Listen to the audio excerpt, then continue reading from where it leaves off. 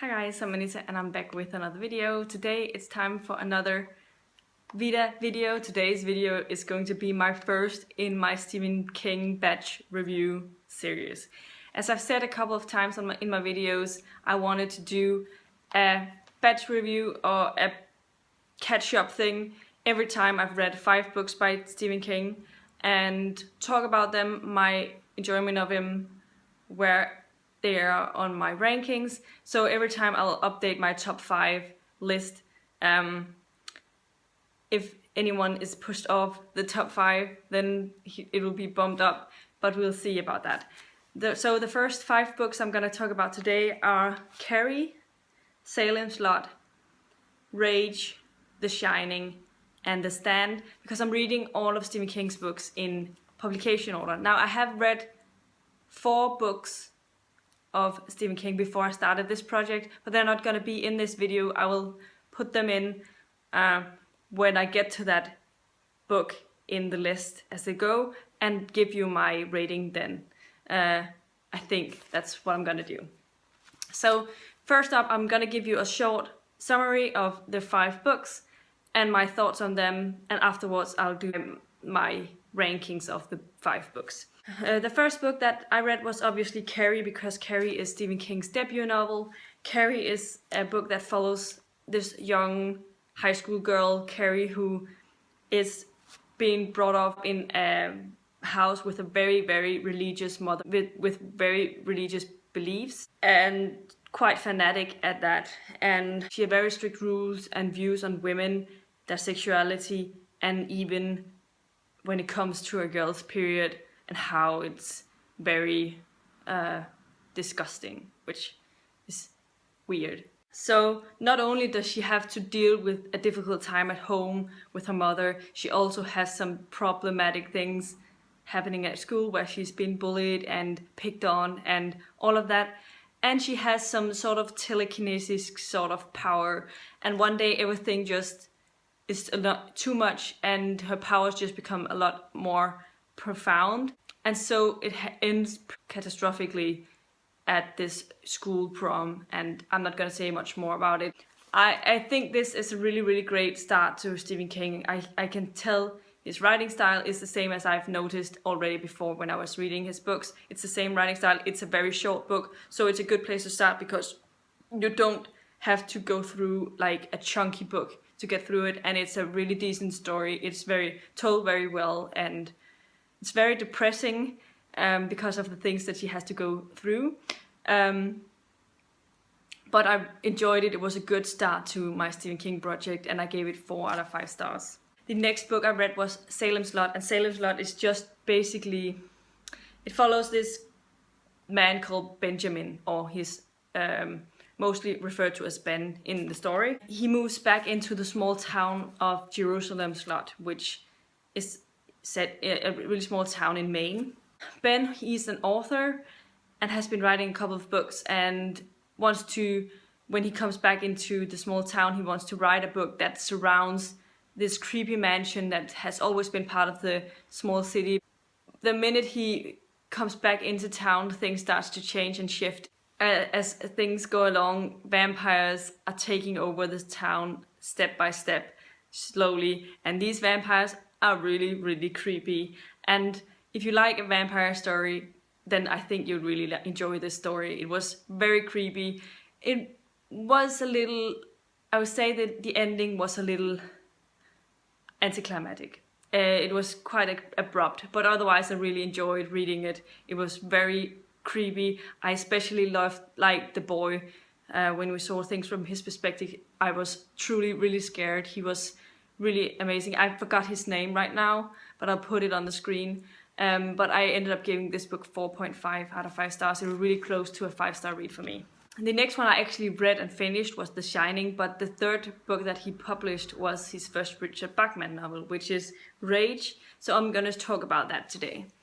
The Richard Bachman is Stephen King's pseudonym name, so he wrote this shortly after starting his career, and he just wanted to make sure that he was also, it was not because of his name that people picked up his books, but because he actually was a decent writer. So he tried writing something in another book, in another writing style, and you can tell the difference when he's writing Richard Bachman stories rather than Stephen King. The structure is very different.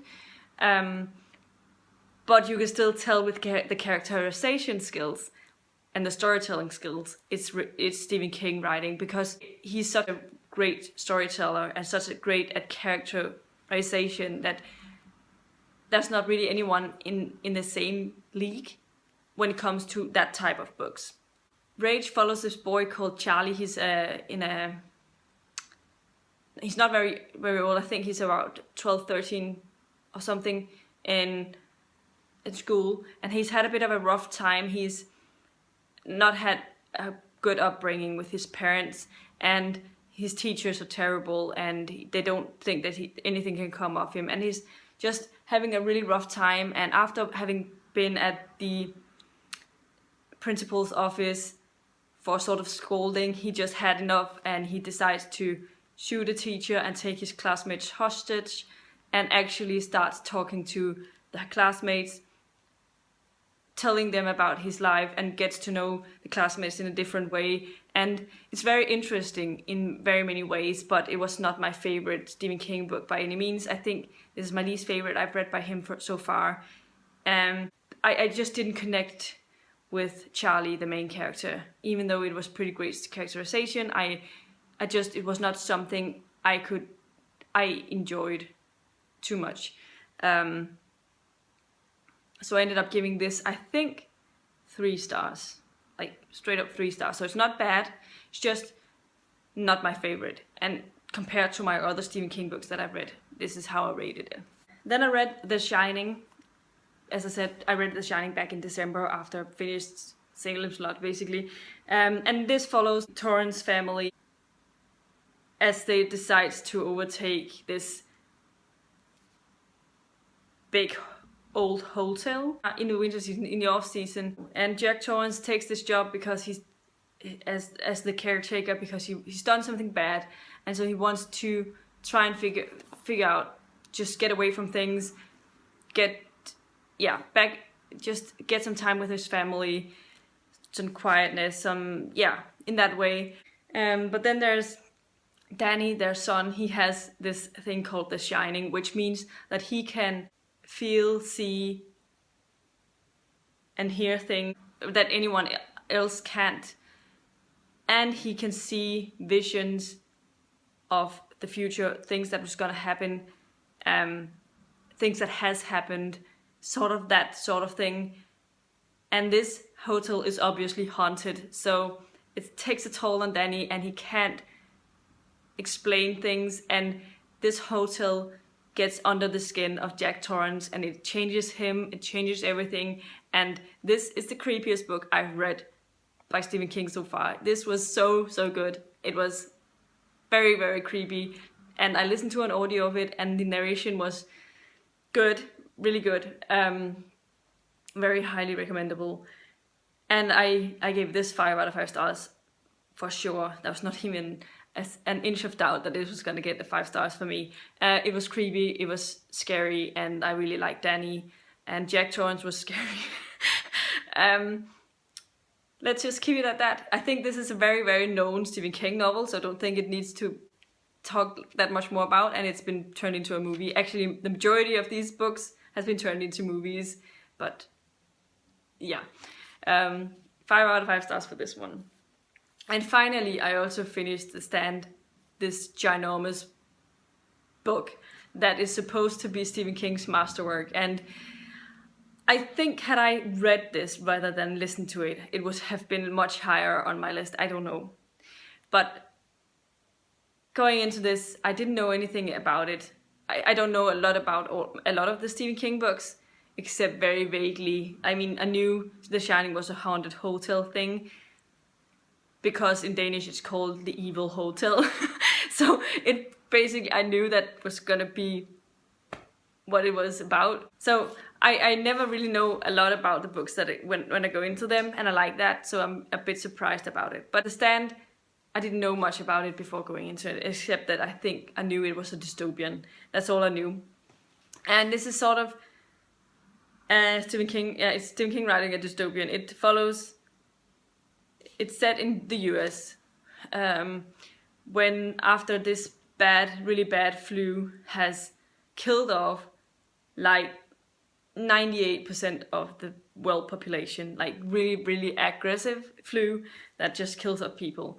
And then afterwards you see things from the survivors' perspectives as they try to make their way through life after this has happened, when no one's around almost, and trying to fight for what is either good or bad, whatever they stick to their cause. And you follow so many different perspectives in this, and some of them gets together in a group and all of that. So my favorite perspectives were Franny and Stu, I think. I like their perspective from the majority of it, and Nick's perspective, and Thomas was also really interesting. And there's a lot of great things in this one, and Stephen King is really good at characterizations, as I said, and it's told in a Stephen King way. That's all I want to say. It's really a great book, but the narration of the audio was very mediocre. And when you've been listening to the same narrator for almost 30 hours, and by the halfway point you're getting a little sick of that voice, then it's really difficult to pick up the same book. And I know that maybe I should just have tried to get my own copy and read from there, but I didn't have my own copy, but I'm gonna get my own copy so I can read it eventually in a reread later. But I ended up giving this 4 out of 5 stars because I really enjoyed the story as a whole. So that is something I'd definitely like to say. So all in all, I haven't read a book that I didn't like by Stephen King yet. So that is a big plus. And as you can probably tell, I have my first top 5 will be Rage is going to be the 5th spot, because that's my least favorite of them. And Carrie will probably be on the 4th because it was really good, but I think that The Stand was better. So I'll put The Stand on the 3rd spot, and then Salem's Lot on the 2nd spot, and The Shining should be the 1st spot. So it's not difficult for you to tell if now that you've heard my opinions, I feel like. But it's going to be interesting to see how this was going to change with the coming books that I'm reading. And hopefully it won't be too long into the future. But yeah, let me know in the comments down below what you think of this sort of video. Is it something you'd like to see me doing in the future? And have you read any of Stephen King's book? Have you read any of the books that I have been reading? Then definitely let me know about that. And if there's anyone who wants to buddy read the books with me in the future, definitely let me know as well, because I think Michael is a little burned out with the project. I started out by reading a lot of the books with him, but he has been in a bit of a slump, and he's been not really been feeling the books. So I'm sort of taking it on my own pace now, and he will join in when he feels like there's a book that he'd like to read, or maybe he'll read it in his own time, I don't know. But if anyone would ever want to consider buddy reading any of the books that I have plans, then definitely let me know, because it's a lot more fun when you have someone to discuss the books with. So this is all I have to say. If you like the video, please give it a thumbs up, subscribe to my channel if you haven't already, and I'll see you in my next video very, very soon. Goodbye.